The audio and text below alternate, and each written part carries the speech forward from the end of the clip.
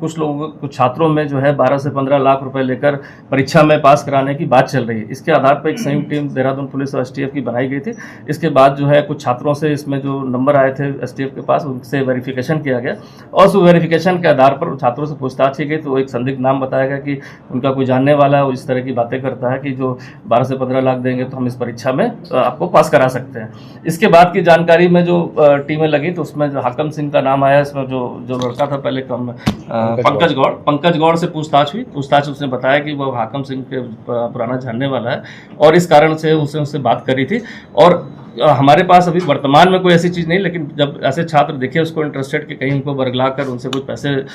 ले लिए जाए एडवांस में, इस कारण से उसने हाकम सिंह से बात करी और हाकम सिंह से भी पूछताछ इसमें एसटीएफ द्वारा भी की गई, जिसको विस्तार से अभी एसएसपी एसटीएफ साहब बताएंगे। देखिए, अभी तक ये दोनों लोग जो अभियुक्त हैं जिनको हिरासत में लिया गया है, इस संबंध में पटेल नगर कोतवाली देहरादून जनपद में अभियुक्त पंजीकृत किया जा रहा है। इसमें इन दोनों के द्वारा कुल 6 छात्रों से बातचीत की गई और अभी किसी भी छात्र द्वारा इनको पैसा नहीं दिया गया और इनके द्वारा ये एक तरीके से प्रयास किया गया इस एग्ज़ाम की शुचिता को भंग करने का। और इसमें ना तो इनके पास कोई सोर्स था और ये इनका प्लान ये था कि हम पैसे ले लेंगे और अगर किसी का सिलेक्शन हो गया तो पैसे रख लेंगे, नहीं तो इनके लौटा देंगे, नहीं तो किसी अगले एग्ज़ाम के लिए कमिट कर देंगे। जो कल ये एग्ज़ाम होने वाला है इसकी शुचिता, गोपनीयता बिल्कुल इंटैक्ट है, इंटीग्रिटी बिल्कुल इंटैक्ट है और इसमें ये सिर्फ भ्रम फैलाने के लिए ये प्रयास किया गया और इसमें कोई संदेह नहीं है कि कल का एग्ज़ाम बिल्कुल ट्रांसपेरेंट है। और इसमें ये जो प्रयास किया गया, इन लोगों को अरेस्ट करके इनके खिलाफ केस लिखा गया। इसके अतिरिक्त जो पहले भी इस प्रकार के प्रकरण में जो लोग प्रकाश में आए हैं या जेल गए हैं, उन सारे लोगों को राउंड अप करके आज पूछताछ की जा रही है। इसके अतिरिक्त और जनपदों में भी काफ़ी सारे सस्पेक्ट को थाने चौकियों पे बुला के एसटीएफ द्वारा, जनपद पुलिस द्वारा पूछताछ की जा रही है। इसमें ये पंकज गौड़ ने जो 6 छात्रों को फ़ोन किया, ये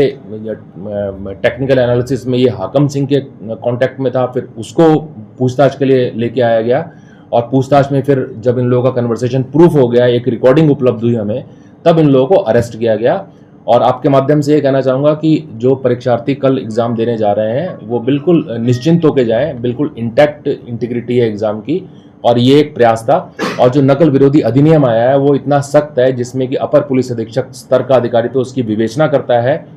और इसमें अगर एग्ज़ाम को लेकर कोई भ्रम की स्थिति भी फैलाता है तो उसके खिलाफ भी कार्रवाई इसमें करी जाएगी।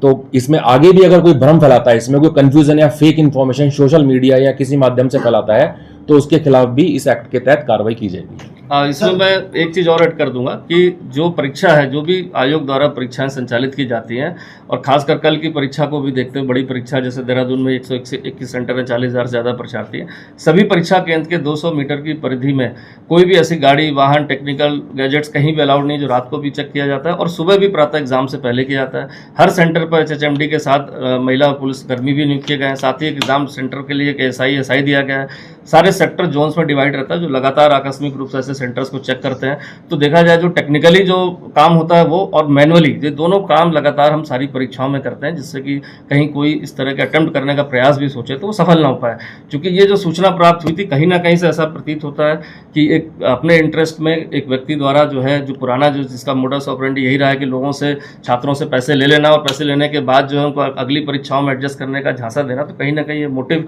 पाया गया कि जो षड्यंत्र के तहत ऐसे जब छात्र मिल रहे हैं उनको इंटरेस्ट जगाकर उनसे जो है लिए जाए। और इस तरह की जो रूमर फैलने की बात भी आती, कहीं रूमर फैल जाए कि परीक्षाएं सही से नहीं हो रही हैं, जिससे कि जो है इसमें कुछ वेस्टेड इंटरेस्ट के लोगों को फायदा मिले, तो सारी चीज़ों का भंडाफोड़ इसमें जो पूछताछ तह तक कर ली गई है। इवन आयोग को भी अवगत करा दिया गया, उनके द्वारा भी इसमें सेटिस्फेक्शन बताया गया कि ऐसी कोई सूचना नहीं। आयोग के पास जो सूचना थी वो भी हमें प्राप्त हो गई, जो भी हम इन्वेस्टिगेशन का पार्ट जो इसी से संबंधित थी उनको भी किसी माध्यम से प्राप्त हुई, तो वो भी उसको इन्वेस्टिगेशन में सम्मिलित कर लिया गया। और ये जितने भी छात्र हैं, मैं पुनः अपील करूंगा सभी छात्रों से कि पूरी एग्जाम की प्रक्रिया, चाहे वो स्टार्टिंग से जो पेपर बनाने से लेकर हो, उसके पेपर पहुंचने तक हो, एग्जामिनेशन के दौरान हो, इस सब पर पुलिस प्रशासन और जो STF एजेंसी है सभी की लगातार नजर है और कहीं भी इस परीक्षा में किसी तरह का कोई लीक नहीं पाया गया। और साथ ही साथ आयोग को भी सूचित कर दिया और इनके द्वारा भी इसमें सेटिस्फेक्शन। एक चीज मैं ऐड कर दूंगा, इसमें जो हमारे साइबर कमांडोज हैं, हमारे पास साइबर कमांडोज की जो ट्रेंड साइबर कमांडोज की टीम है, वो लगातार साइबर स्पेस में इसमें पेट्रोलिंग करते रहते हैं और इसमें सोशल मीडिया को हम मॉनिटर करते रहते हैं और लगातार कर रहे हैं राउंड द क्लॉक। और कोई भी सूचना, कोई भी भ्रम, कोई भी गलत पोस्ट करेगा तो उसके खिलाफ निश्चित तौर पे